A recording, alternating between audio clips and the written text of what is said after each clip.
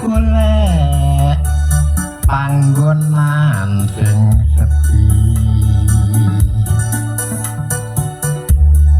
nganti suwene sesasi diparani wujude wong tuwa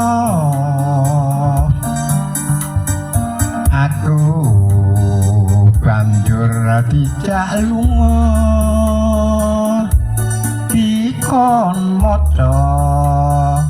sakjeroning raga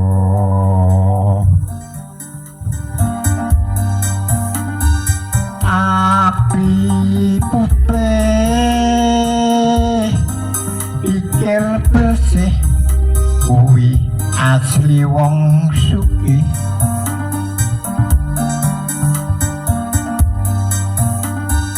bondo dunya kowe mati ra iso digawa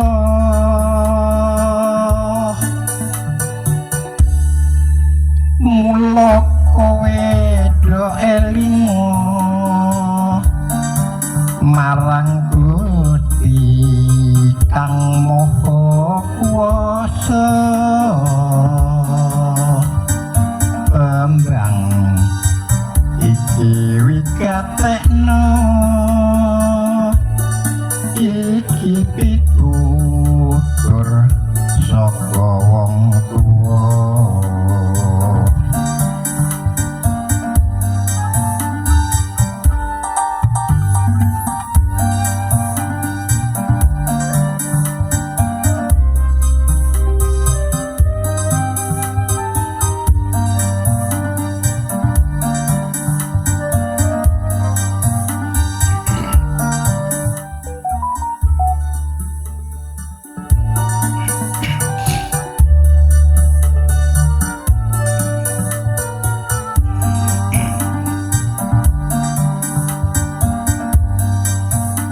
aku iki lagi bingung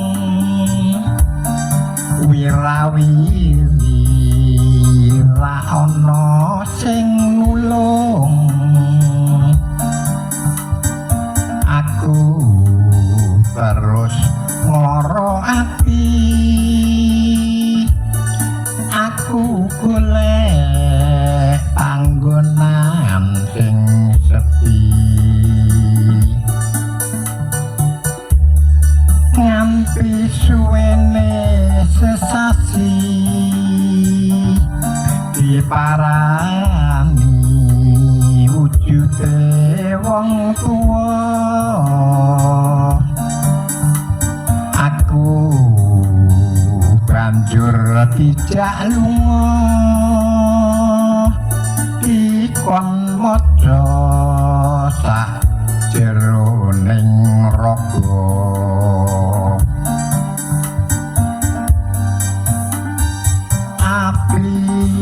putih pikir bersih kuwi asli wong sugih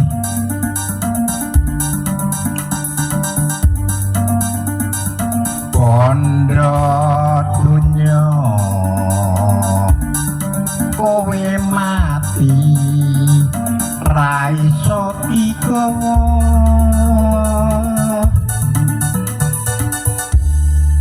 mula kowe